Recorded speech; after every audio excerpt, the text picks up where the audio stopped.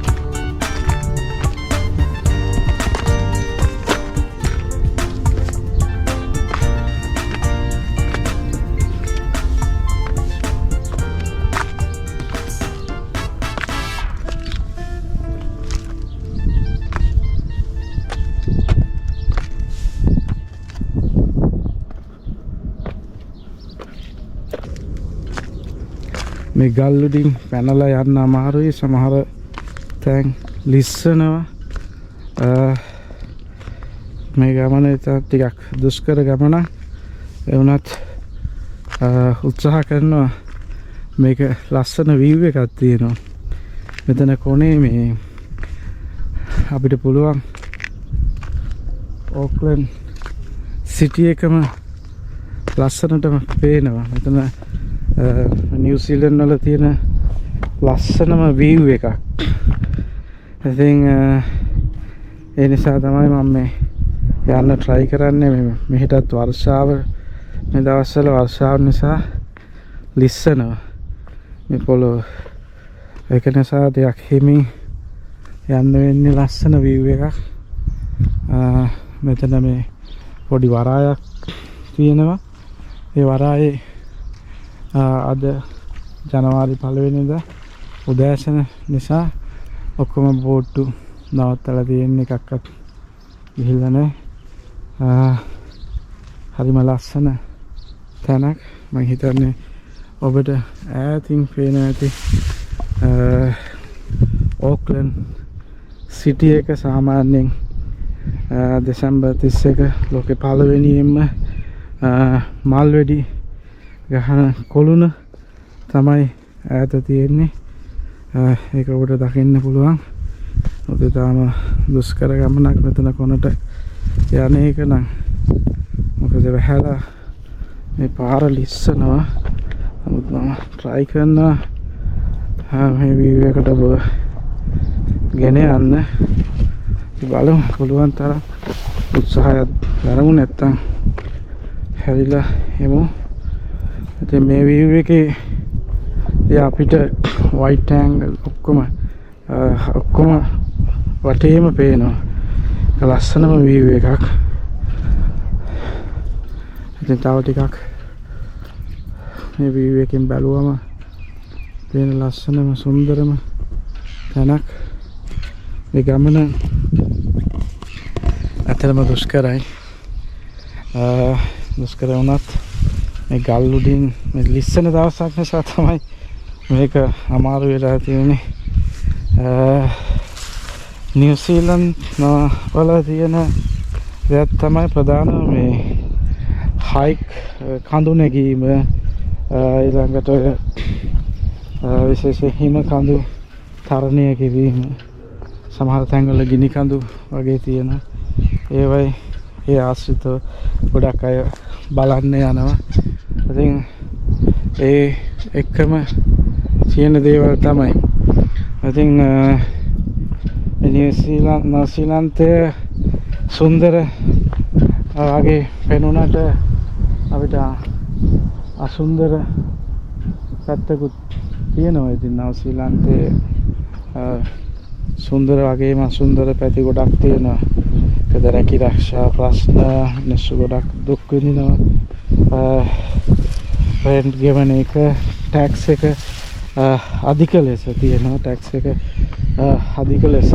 තියෙනවා ලොකු ටැක්ස් එකක් ගන්නවා මෙහි ඉතින් ඒක අමාරුයි පරිසරික වශයෙන් තමයි ඉතින් අපේ ලංකාවත් හරිම ලස්සන රටක් ලෝකයේ අය සුන්දරම රටක් නමුත් අපි ගොඩක් ආසයි විවිධත්වයට ඉතින් මේ විවිධත්වය නිසා තමයි අපි ගොඩක් වෙලාට ලෝකෙ වෙනත් රටවල් වල ඇවිදින්නේ බලන්න ඉතින් ගොඩක් අමාරුයි මේ ගල් අතරින් යන්න නමුත් මොකද මේ ලිස්සන නිසා තමයි ටිකක් අමාරු මම ඩෙක් ෂූස් දෙකක් දාගෙන ආවෙත් නෑ නිකන් සාමාන්‍ය දෙකක් දාගෙන ආවේ ඒකයි ටිකක් අමාරු උත්සාහ කරමු මේ view එක ඔබට කොනටම ගිහිල්ලා පෙන්නන්න ඉතින් නිව්සීලන්තේ රැකියාව සම්බන්ධව මම යන ගමන් ඔබට ටිකක් කියන්න රැකියාව සම්බන්ධව බලුවත් දැන්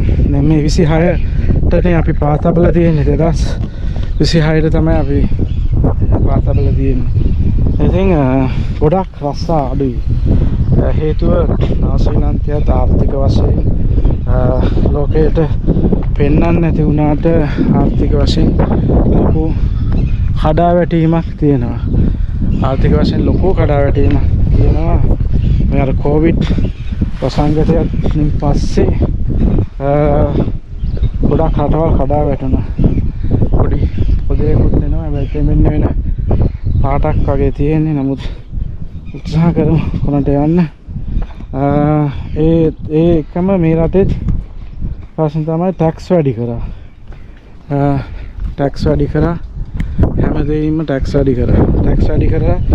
එතකොට වීසා ගාස්තු වැඩි කරා. ඒ හැම දෙයකින්ම ප්‍රශ්න ගොඩකට සාමාන්‍ය අය මුහුණ දෙන්නට වුණා.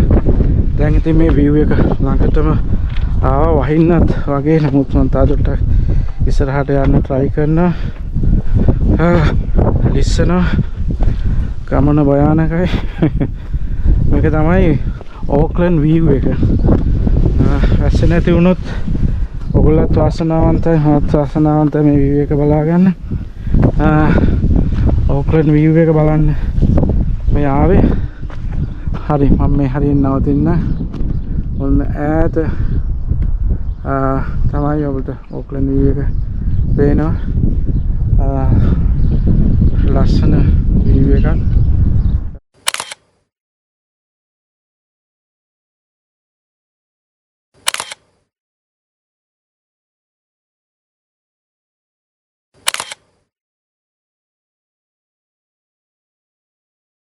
පරිසරය ලස්සනයි. වර්ෂාව එන නිසා මම නැවත හැරිලා යනවා. ඉතින් මේ කතන්දරේ සුන්දර වගේම අසුන්දර පැති තියෙනවා. ඉතින් රට එනකොට බොහෝ වෙලාවට හිතන්න ඕන ගොඩක් ඒ රටේ පසුබිම ආර්ථිකය හැම දෙයක්ම බලලා තමයි රටකට අපි පිවිසෙන්න ඕන වර්තමානයේ. ඒක නිසා මතක තියාගන්න කවුරුවත් කිව්ව පළියට ලස්සනයි සුන්දරයි කියන සුන්දර කතා එච්චරම සුන්දර නෑ. ඒවා අසුන්දර පැතිත් තියෙනවා. මතක තියාගන්න.